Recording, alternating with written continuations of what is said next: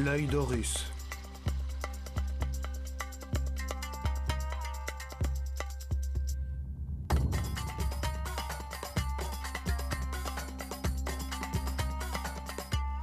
Première partie, l'école des mystères.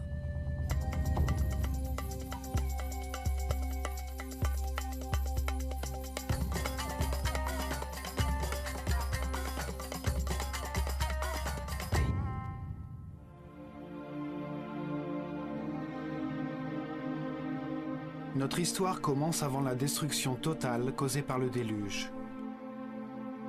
Lorsque la Terre abritait encore une autre civilisation que la nôtre, une civilisation devenue légendaire, l'Atlantide.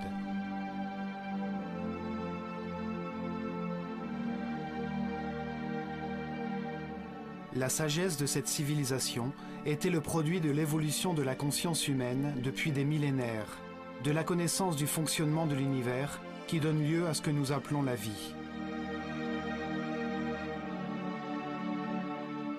L'étude des constellations révéla que l'humanité était une union vivante entre le ciel et la terre, que les étoiles et les soleils influaient sur le cours des saisons, des cycles et du temps.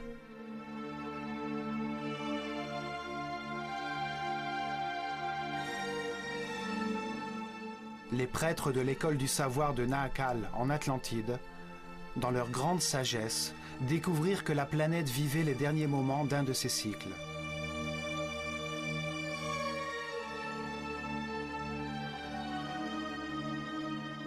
Ils annoncèrent une catastrophe qui détruirait jusqu'au fondement de la vie humaine. Mais peu les écoutèrent.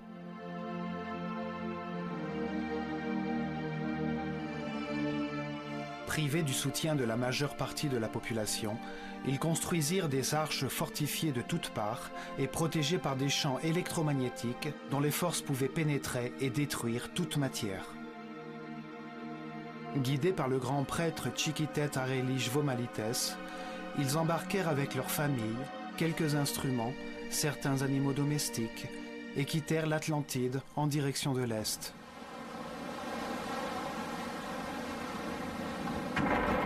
La terre trembla. Les cieux se répandirent dans les mers, et les eaux balayèrent les continents, en effaçant toute trace de civilisation.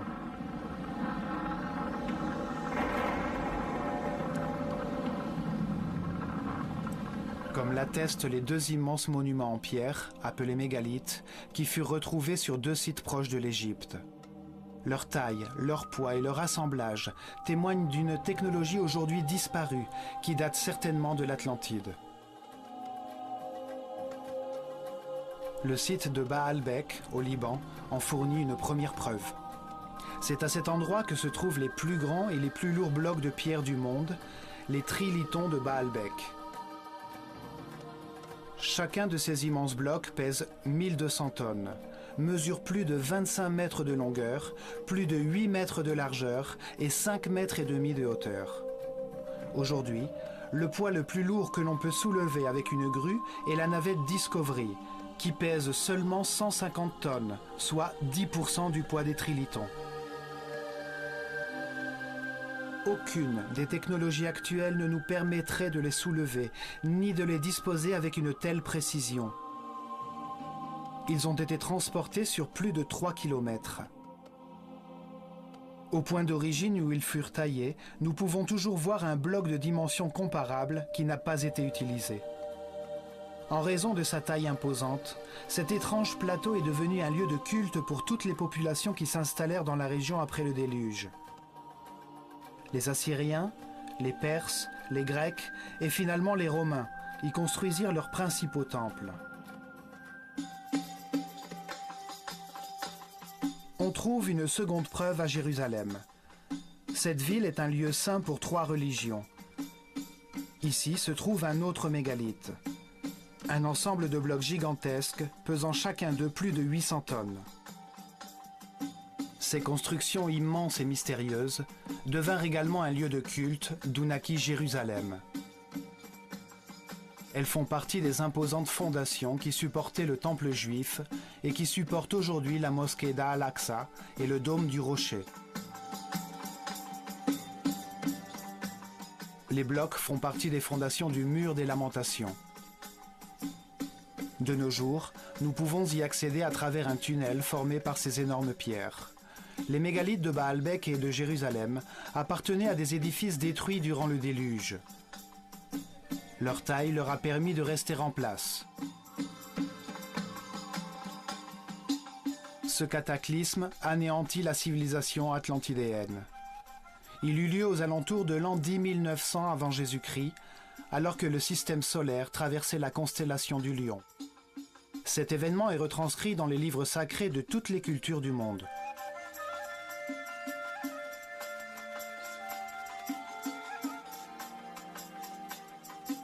Une fois le calme revenu, les prêtres qui avaient survécu au cataclysme débarquèrent au centre de la surface de la Terre, qu'ils savaient être le croisement des forces telluriques de la planète.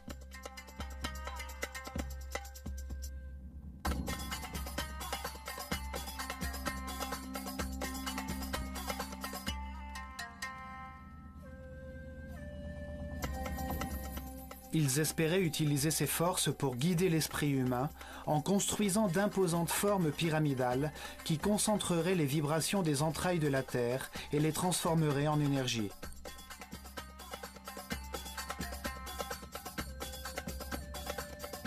Ces êtres, qui avaient atteint un degré de développement spirituel très avancé, ne concevaient pas le progrès comme l'acquisition de biens matériels, mais comme l'accomplissement de la paix et de l'harmonie intérieure, comme une transformation de l'homme, un dépassement des limites de sa condition animale vers l'état de surhomme.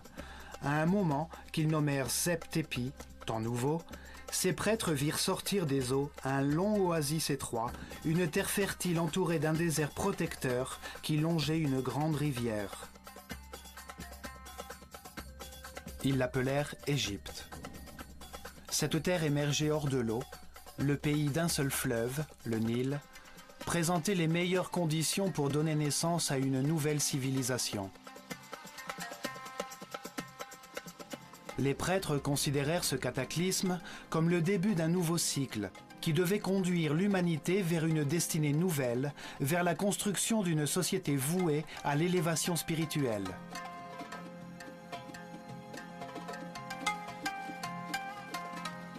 Le Sphinx témoigne des gigantesques cycles temporels qu'ils avaient à l'esprit.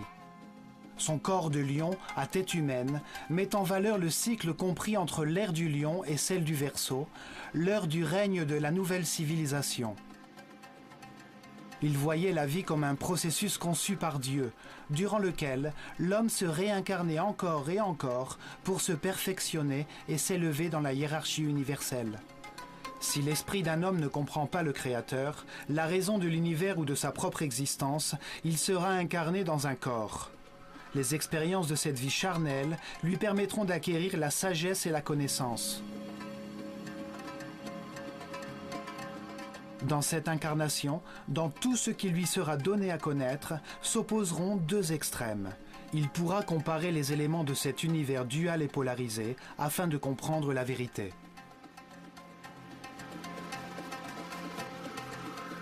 Il apprendra en expérimentant lui-même les conséquences de ses décisions et de sa conduite. Par le chagrin, il comprendra le bonheur. Par l'angoisse, il connaîtra la paix. Au long de nombreuses vies, après avoir comparé les deux extrêmes, il comprendra que la seule vérité est au centre, dans la neutralité de l'amour. À travers la réincarnation, l'homme comprend peu à peu. Il devient un être qui respecte tout ce qui existe. Il comprend que tout a une fonction. Il accepte que toutes les circonstances, même les plus difficiles, sont parfaites, car elles lui enseignent la voie de l'élévation spirituelle. Vie après vie, l'homme s'élève. Il acquiert le savoir, la paix et l'harmonie. Il possède de plus en plus d'énergie vitale. Il devient un être plus tolérant et respectueux. Il accède à la puissance. Il comprend que dans cet univers dual, dans les circonstances les plus contradictoires, la seule neutralité possible est celle de l'amour. L'amour est neutre, tout comme Dieu. Comme le montre le zodiaque de Dendera, ce processus d'apprentissage correspond à un cycle cosmique, soit 12 ères zodiacales.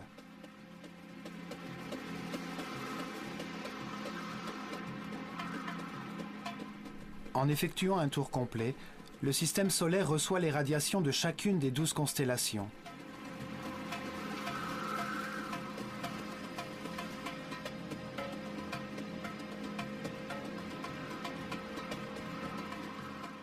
Durant ces 25 920 années, chaque esprit se réincarne 700 fois dans des corps, des endroits, des époques, des circonstances, des conditions et des personnalités différents. Dans chaque vie, il apprend quelque chose de différent. À chaque fois, il est influencé différemment par les forces irradiées des étoiles. Ainsi, chaque être vivant passe par un cycle cosmique durant lequel il reçoit l'énergie des 12 constellations, l'influence des cieux qui marquent les rythmes de sa vie et génèrent différents états d'esprit. Pour les Égyptiens, ce processus d'apprentissage de l'homme au cours de ses vies étant lié au mouvement de notre planète et du système solaire, tout était donc planifié par les étoiles. Ils inventèrent une méthode pour révéler ce qu'ils savaient sur Dieu, l'univers et le processus d'élévation de l'âme durant des milliers d'années. Une manière d'enseigner à l'homme la réalité et le sens de la vie. Les prêtres organisèrent la transmission à leur peuple de leur connaissance sur Dieu, sur les étapes qui marqueraient les changements d'ère zodiacale sous la voûte étoilée. Des moments furent consacrés à l'étude de la création par Dieu de l'univers, puis de la conscience humaine. Chaque phase de la révélation était mise en œuvre par un centre religieux construit le long de l'épine dorsale de l'Égypte, le Nil. Ces centres de transformation et de diffusion de l'énergie et de l'information au corps étaient appelés chakras.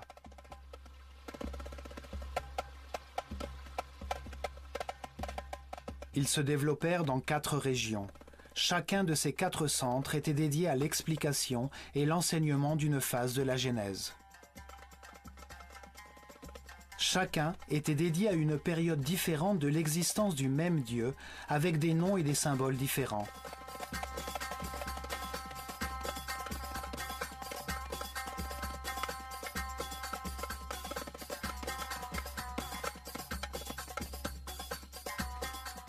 Le premier centre religieux, appelé Héliopolis par les Grecs, fut érigé à Anu, au début de l'ère des Gémeaux, en l'an 6620 avant Jésus-Christ, à l'époque de l'Égypte prédynastique.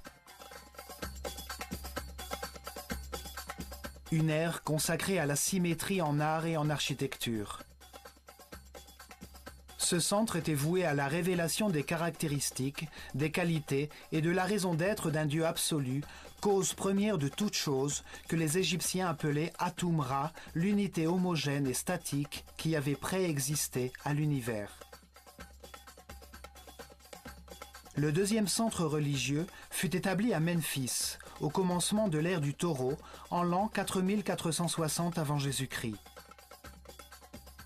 Il était dédié à la révélation d'un autre moment de l'existence de Dieu, lorsqu'il met l'univers, les planètes et le soleil en mouvement, lorsqu'il met sa volonté et son énergie divine en action et crée la matière. Cette dimension créatrice de Dieu était appelée Ptah. Durant cette ère, on peut remarquer l'influence de Mentu, l'animal qui représente l'ère du taureau dans toute l'Égypte, même dans les noms des pharaons.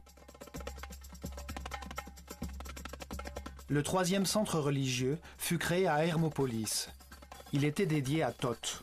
C'est le nom qu'ils donnèrent au Dieu unique lorsqu'il multiplia les créations sur la terre en diversifiant la nature, les plantes et les animaux.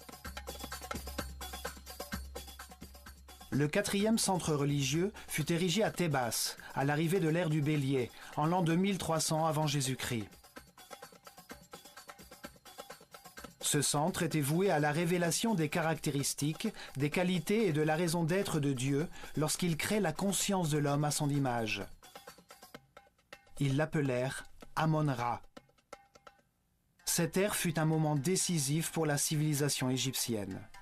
Des centaines de temples dans lesquels la figure du bélier était prédominante furent construits et les pharaons eux-mêmes ajoutèrent Amon ou bélier à leur nom.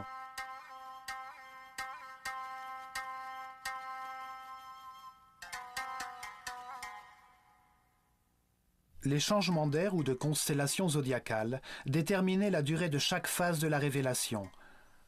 Lentement, les hommes comprirent qu'il n'y a qu'un seul Dieu, qui change de nom à mesure que ses caractéristiques évoluent et qu'il crée, en des moments successifs, l'homme et l'univers. Ils fondèrent une école des mystères pour transmettre leur savoir et s'assurer que les prêtres de leur caste continueraient le processus de révélation. Le pays se développa tout autour des temples et des centres religieux. En leur sein, les initiés devinrent des êtres respectables, capables de diriger leur peuple et de maîtriser les forces primitives de la nature.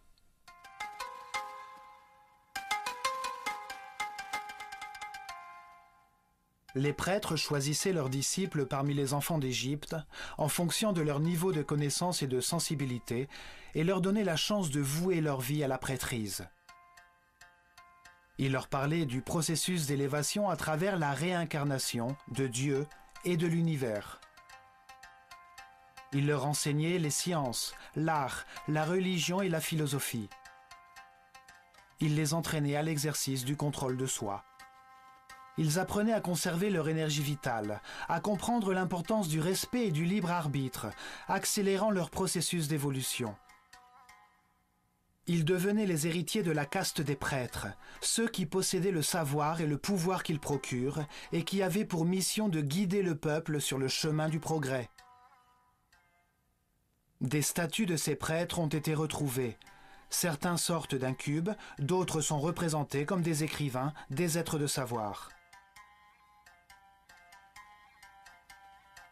Parfois, le mot Hotep, qui signifiait sage, était ajouté à leur nom, comme pour Ain-Hotep ou Amen-Hotep, fils d'Apu, en reconnaissance de leur sagesse.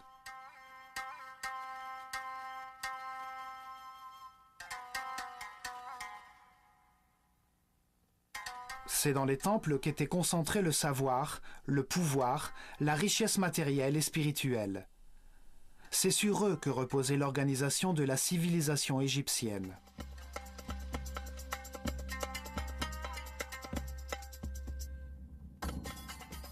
L'œil d'Horus était le symbole de cette caste organisée de prêtres qui a présidé aux destinées de l'Égypte durant des milliers d'années dans l'ombre des pharaons.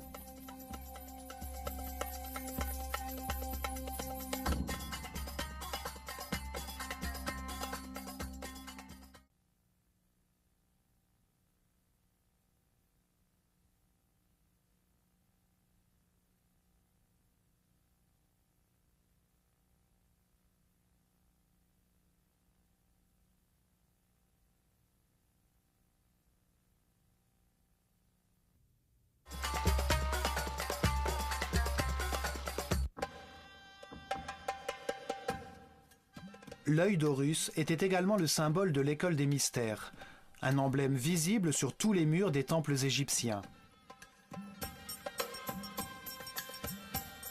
Un symbole évoque la signification de la forme, de l'action qu'il représente. Il transmet une idée avec simplicité, au-delà des mots. Son sens peut être compris des milliers d'années après avoir été dessiné.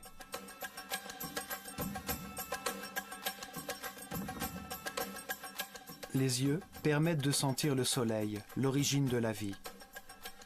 Ils réagissent à la perception de sa lumière et à la vision des couleurs. Ils communiquent au cerveau l'intensité et la force du feu.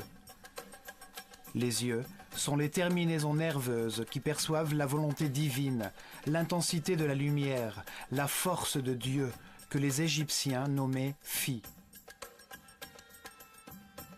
La force par laquelle l'esprit se concentre dans la matière fait place à l'univers, à l'expérimentation de la conscience. Ce sont les seuls nerfs qui atteignent la surface du corps et que l'on peut voir en action.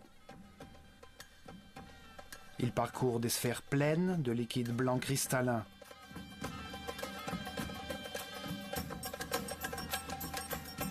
Les yeux sont un symbole de dualité.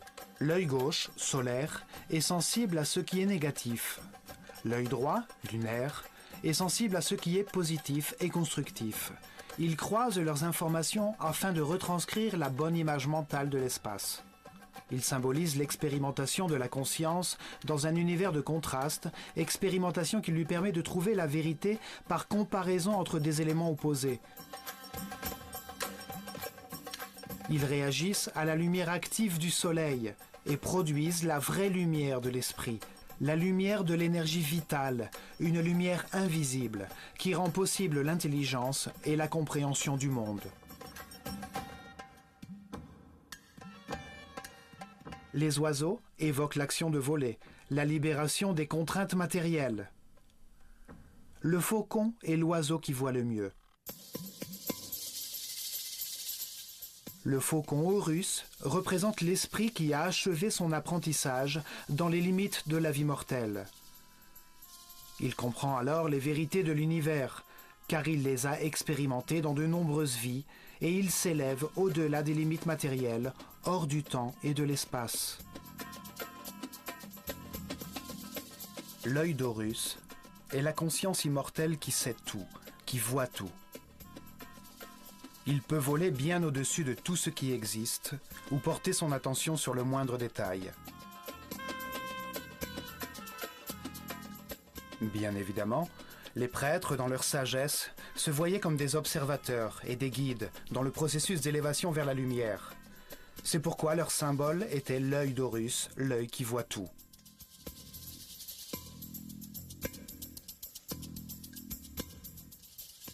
Depuis les temples, les prêtres de l'œil d'Horus conduisaient le peuple vers l'élévation spirituelle, dans la paix et l'harmonie, révélant la vérité sur Dieu, sur l'univers et sur le processus d'évolution de la conscience humaine.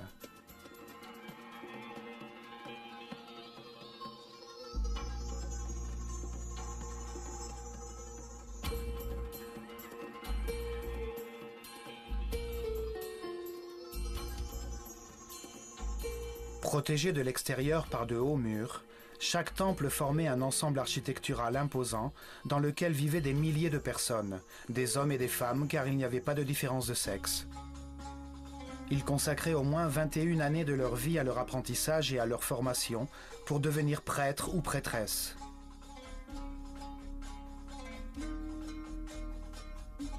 Leur parcours d'apprentissage se déroulait dans différents temples où ils restaient durant de longues années, recevaient les enseignements correspondant à leur niveau, puis ils passaient leurs examens pour accéder au niveau supérieur dans un autre temple de la vallée du Nil.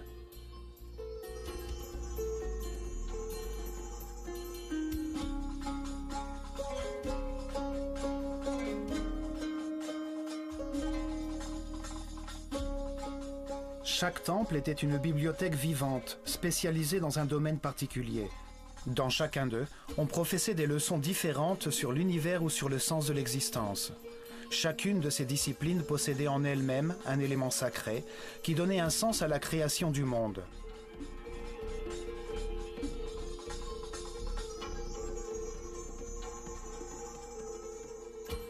Les 7 premières années d'enseignement correspondaient au niveau élémentaire, durant lequel les élèves étudiaient les lois générales de l'univers et apprenaient à utiliser les centres d'énergie inférieurs du corps.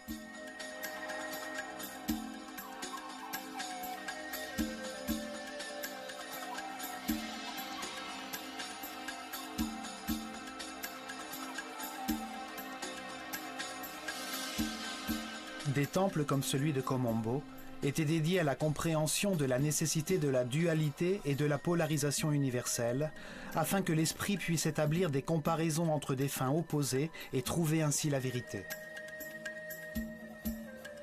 On y apprenait notamment que la peur de l'échec peut être maîtrisée et que chaque vie est suffisante pour connaître ce qu'il y a lieu de connaître dans cette vie-là.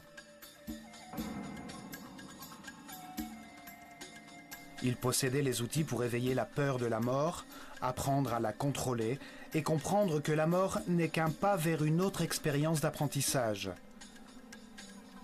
Dans des tunnels remplis d'eau et de crocodiles, à de hautes altitudes, dans des enclos grouillants de serpents, les disciples devaient prouver leur détermination.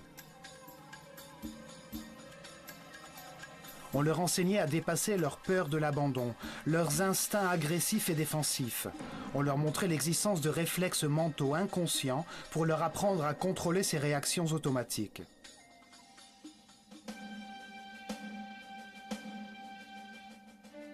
Dans le temple de Luxor, à Thébas, on transmettait le savoir du fonctionnement du corps connu à l'époque et on apprenait à le dissocier de la conscience pour qu'elle ne s'identifie pas à lui.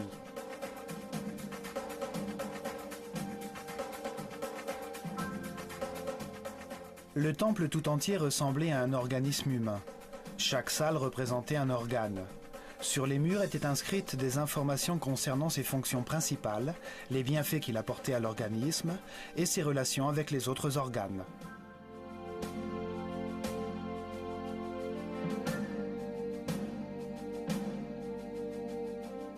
Dans ces salles, on pratiquait des exercices de mouvement et de concentration afin de diriger son esprit vers chaque organe, jusqu'à ce que le corps atteigne un état de conscience qui lui permette de devenir un parfait instrument de la volonté.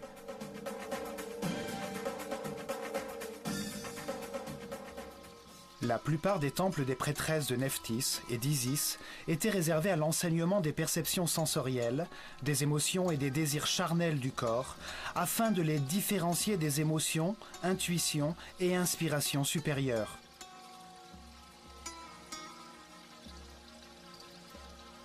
Les élèves apprenaient à maîtriser les passions et les sentiments charnels grâce au pouvoir de l'esprit, à élever leur conscience et leurs vibrations vitales, à canaliser l'énergie de leurs esprits vers des aspirations plus hautes, à éveiller leur créativité. Beaucoup de temples, comme celui d'Hathor à Dendera, étaient dédiés aux sciences, à l'astronomie, à l'astrologie et aux mathématiques. Depuis le toit du temple d'Hathor, on pouvait observer les cieux pour comprendre les différentes énergies libérées par chaque constellation et les effets qu'elles produisent.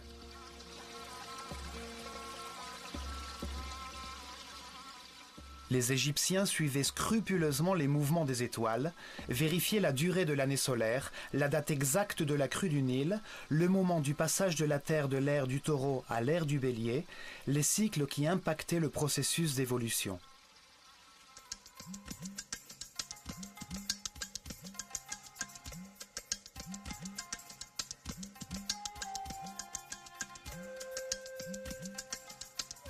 Après cet apprentissage de la raison et cet entraînement destiné à contrôler les sentiments, les émotions et les pensées, les élèves consacraient 7 années supplémentaires à l'exercice de leur cerveau droit, à l'intelligence du cœur, pour comprendre la différence entre la pensée et la méditation.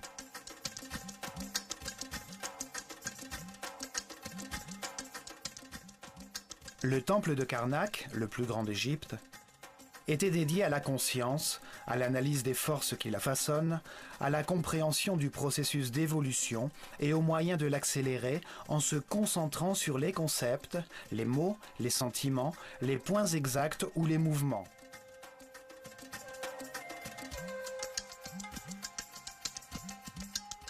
Les élèves apprenaient à se concentrer sur eux-mêmes, afin de différencier le surmoi du moi, à s'identifier à un être ou à un objet extérieur jusqu'à ce qu'ils sentent ou qu'ils deviennent ce à quoi ils pensent.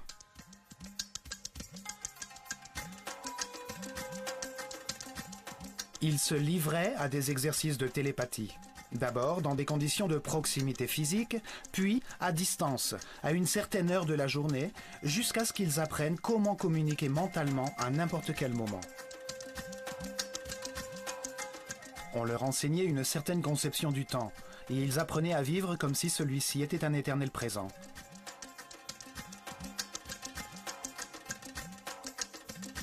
Ils comprenaient que la pensée consiste à comparer pour savoir, et que lorsque l'on sait tout, il n'y a plus besoin de penser ou de comparer. Ils apprenaient à modifier leur niveau vibratoire pour maîtriser les circonstances extérieures en atteignant un équilibre émotionnel par une décision mentale intérieure.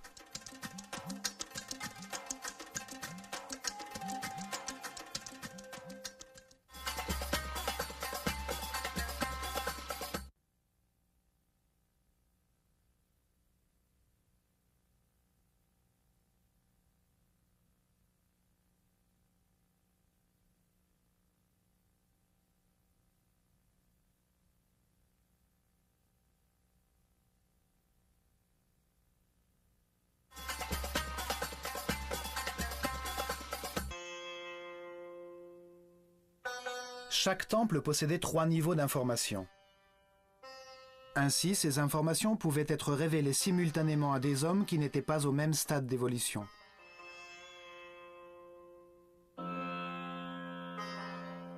Le premier niveau était la transmission des informations élémentaires au peuple. Chaque temple avait une histoire simple, pleine de symboles et de personnages fantastiques. Un théâtre sacré, facile à comprendre. Les idées étaient exprimées dans des mythes sous la forme d'histoires.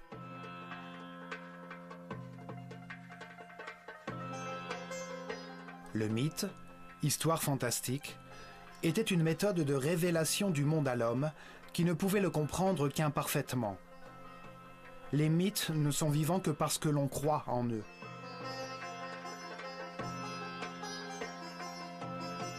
Ils font intervenir des personnages qui possèdent des caractéristiques symboliques, avec des formes qui permettent d'identifier leurs fonctions et leur activité principale, qui prennent part à des histoires simples, à des paraboles, qui révèlent la réalité de la nature humaine sans avoir recours à l'aridité ou l'abstraction de la philosophie ou de la métaphysique. Le peuple avait ainsi accès au sacré en écoutant l'histoire de chaque temple, en connaissant les forces et les faiblesses de chaque personnage, les problèmes qu'il rencontre et la manière de les résoudre.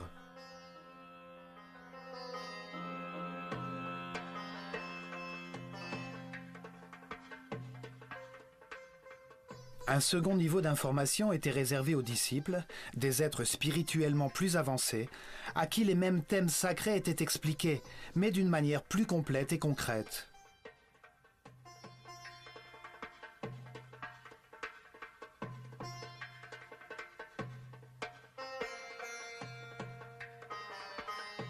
À cette fin, on gravait les scènes descriptives des mythes sur les murs du temple. Chaque personnage était expliqué. On apprenait ce qu'il symbolisait, l'étape du processus d'élévation qu'il représentait, pourquoi il avait telle forme, telle attitude et telle fonction.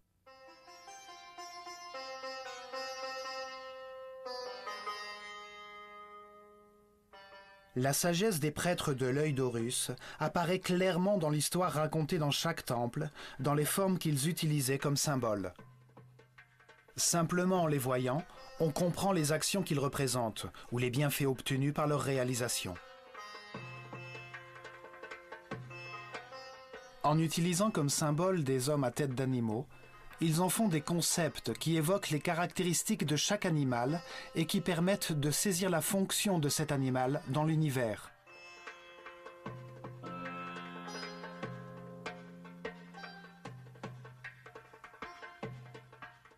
Un homme à tête de chacal possède les caractéristiques de cet animal, comme par exemple son sens inné de l'orientation dans le désert. En suivant ses pas, on arrive toujours à une terre fertile. C'est un excellent guide. Chaque symbole permet une compréhension facile. La simple forme d'un oiseau évoque le vol, la liberté. Un disque solaire au-dessus de la tête d'un homme indique sa clairvoyance, sa sagesse, son savoir, son degré de conscience.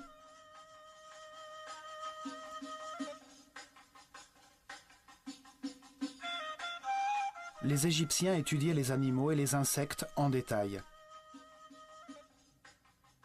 De cette façon, ils ont acquis une grande connaissance de leur vie, de leurs activités, de leurs caractéristiques vitales, de leurs habitudes, de leurs régimes alimentaires, de leur temps de gestation, de leurs pratiques sexuelles, de leurs principales raisons d'être.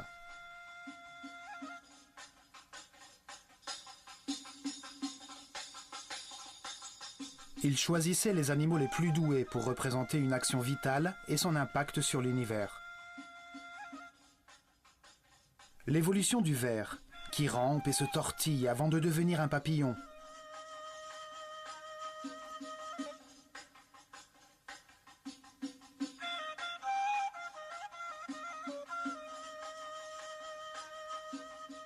De tous les oiseaux, le faucon possède la meilleure vue.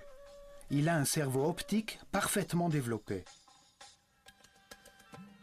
C'est pourquoi il est choisi comme symbole de cette fonction vitale, la vision. Un personnage humain à tête de faucon est un être qui voit tout, qui domine le paysage et voit tous les détails d'un objet qu'il regarde.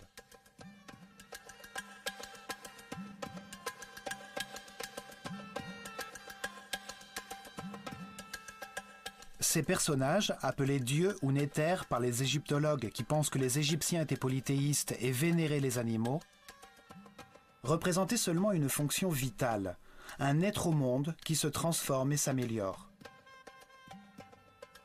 Chaque action importante de la vie est représentée par un symbole, qui indique la transformation essentielle qui se produit chez l'individu qui l'exécute, ce à quoi il arrive.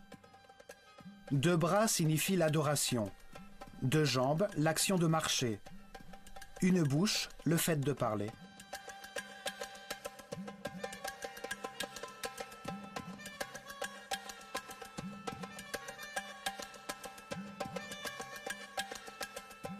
Et, enfin, au 3e niveau d'information, chaque temple conservait une sorte de code secret contenu dans son symbole. Ce secret était connu uniquement par les prêtres de haut rang et les grands maîtres, et donnait des informations sur les forces et énergies fondamentales, sur la manière de les contrôler et de les utiliser pour servir leur peuple.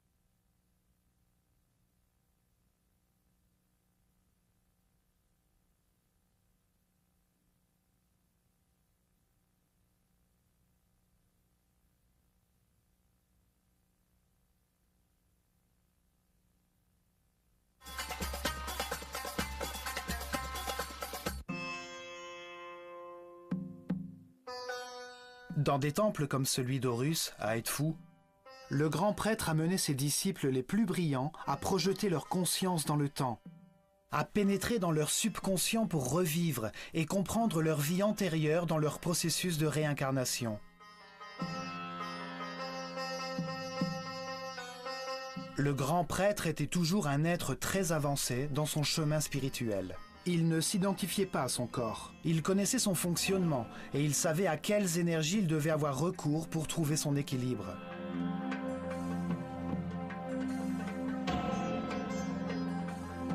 Il contrôlait depuis son centre nerveux, situé dans sa couronne, le niveau le plus élevé d'énergie vitale. Il demeurait dans un présent éternel, rayonnant d'amour. Il utilisait son pouvoir divin pour guider et servir les autres.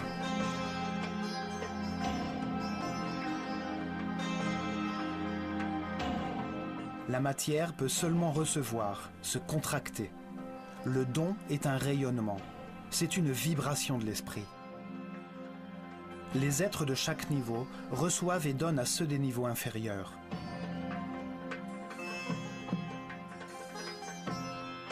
Dans les salles des temples, ils comprirent que la réalité est composée de 7 niveaux d'énergie vibratoire, 7 courants énergétiques qui correspondent à des niveaux différents de pouvoir et de force.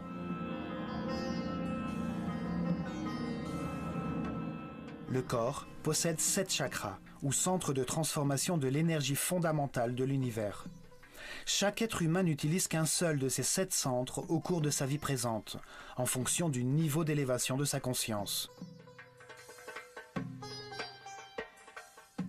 Meilleure est sa connaissance de l'univers, plus grand est son respect, plus haut est le chakra ou centre nerveux qu'il utilise pour transformer cette énergie. Plus son chakra est haut, plus il génère d'énergie quotidienne, et plus il possède de forces transcendantales. Le grand prêtre pouvait contrôler les forces fondamentales de l'univers grâce au haut niveau d'énergie vitale qui demeurait dans son corps. Son système nerveux avait une résistance en adéquation avec ce niveau d'énergie.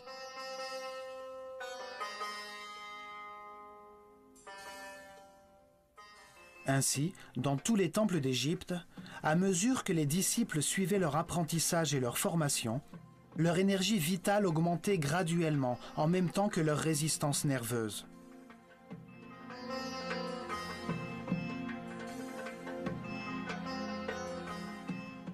Ils apprenaient à être en paix et en harmonie, à respecter tout ce qui existe, à accepter la perfection de l'univers, à diriger leurs énergies vitales vers le chemin de l'élévation qui conduit à l'omnipotence, au contrôle des forces et des énergies suprêmes. Ils suivaient une intense préparation physique, mentale et spirituelle, qui se terminait par l'expérimentation de la totalité et du néant, du manifeste et de l'indicible. Ils recevaient des pyramides une énergie puissante, qui leur permettait d'atteindre le 7e niveau de conscience. Durant l'ère du taureau, ils se consacrèrent à l'expérimentation de brillantes technologies à travers la construction de formes pyramidales afin de transformer les vibrations de la planète en énergie, un savoir ancestral qu'ils mirent en pratique.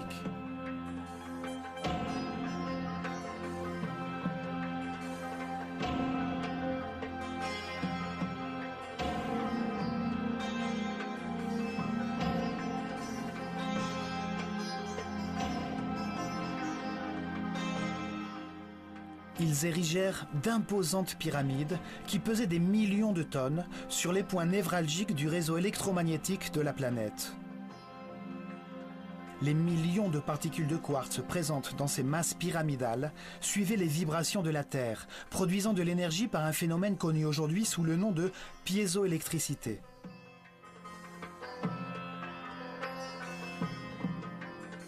Ils construisirent plusieurs pyramides avant d'atteindre un modèle de perfection avec la pyramide de Khéops. Dans ces halls, dans ces galeries, dans ces chambres, ils transformaient cette énergie en son, afin que les disciples les plus avancés physiquement, mentalement et spirituellement vibrent jusqu'au plus haut niveau. Cette force ouvrait la perception de l'esprit humain vers d'autres dimensions pour atteindre des états particuliers de conscience.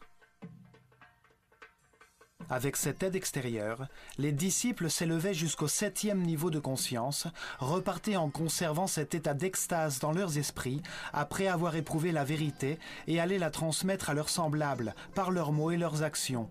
Dans leurs ultimes méditations, ils atteindraient une nouvelle fois cet état d'unité immobile, jusqu'à ce qu'il perdure en eux. Ils demeureraient alors dans un état permanent d'homme-dieu, l'énergie positive de l'amour rayonnant autour d'eux.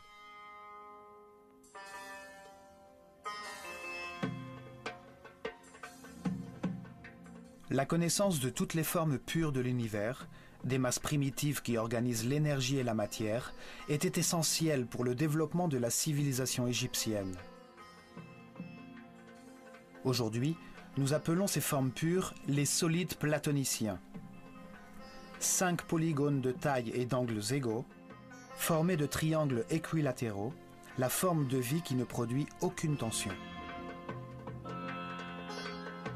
À l'aide de ces formes, ils produisaient des effets de résonance et de concentration énergétique afin d'élever la perception de la conscience, pour générer des effets de superconductivité permettant d'annuler la force de la gravité. De nos jours, nous avons découvert qu'il y a sur notre planète des points névralgiques appelés nœuds diamagnétiques, d'où l'on peut contrôler la force de gravité de la planète et générer un phénomène de superconductivité. La superconductivité permet d'augmenter ou de réduire la force de la gravité. En augmentant le poids des blocs de pierre, ils pouvaient poser les fondations sans avoir besoin de creuser dans le sol. En le réduisant, ils les rendaient plus faciles à déplacer et ils pouvaient ainsi les faire venir de carrières éloignées.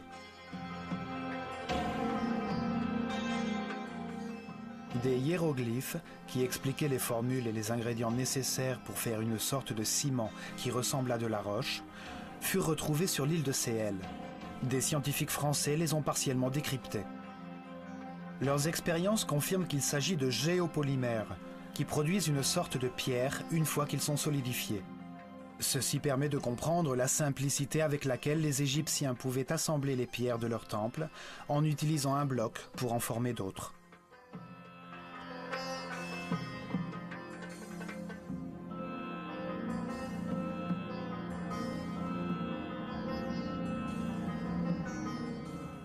Mais le plus important était leur vision de la vie comme un processus voulu par Dieu, dans le but d'élever la conscience humaine.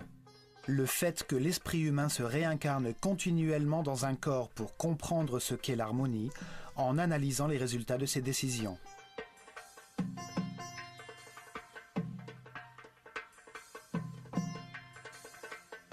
Au cours de ses nombreuses vies, pleines d'expériences contraires, d'angoisse et de paix, de dépression et de joie, de richesse et de pauvreté, de santé et de maladie, il comprend les raisons de son existence et s'affranchit des contingences matérielles pour devenir un surhomme immortel.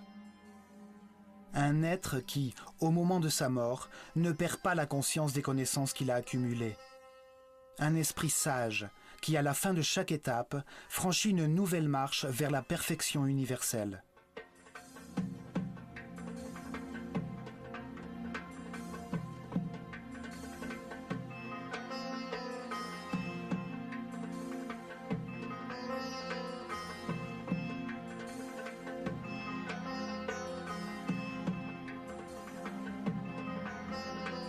L'homme se réincarne plusieurs fois.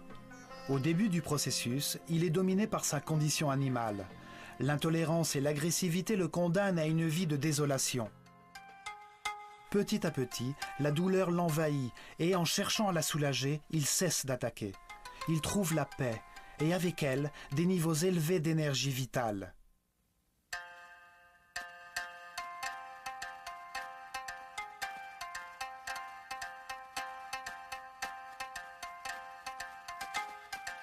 En pleine connaissance de ce processus d'élévation et des lois qui y président, les Égyptiens améliorèrent leur vie, acceptant les moments difficiles comme des étapes nécessaires sur le chemin de l'apprentissage. Ils demeurèrent ainsi dans la paix et l'harmonie.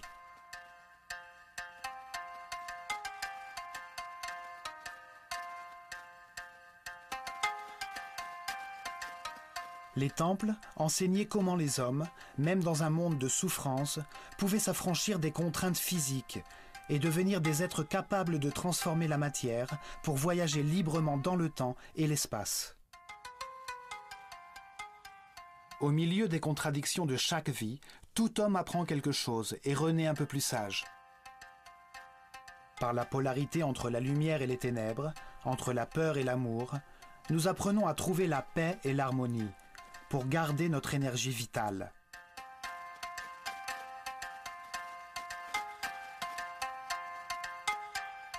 Par l'expérience des affres et de l'angoisse auxquelles conduisent la colère, la haine ou le désir de vengeance, nous comprenons les bienfaits de l'harmonie.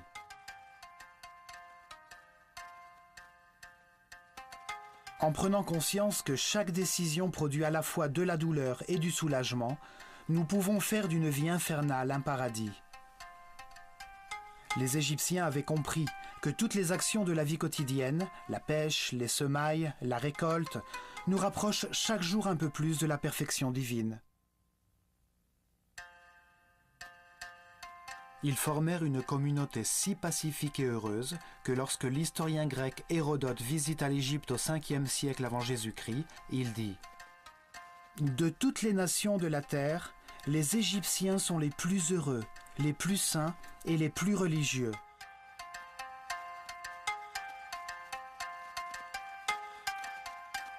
Cependant, le mot religion n'existait pas dans leur langage.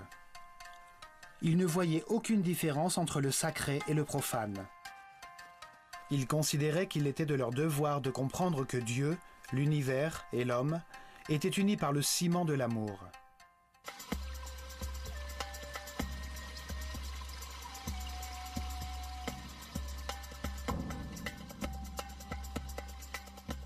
Dans cette série d'épisodes consacrés à l'œil d'Horus, nous décrypterons le message laissé par les Égyptiens dans leur temple.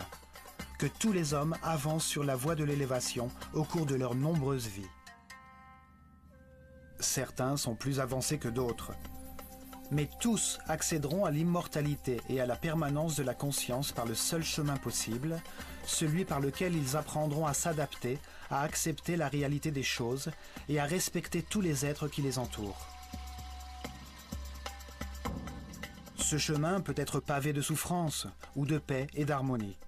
Cela dépend de notre capacité à nous contenter de ce que nous avons, à nous sentir reconnaissants d'être en vie, d'avoir l'opportunité de comprendre que c'est l'amour qui nous a créés.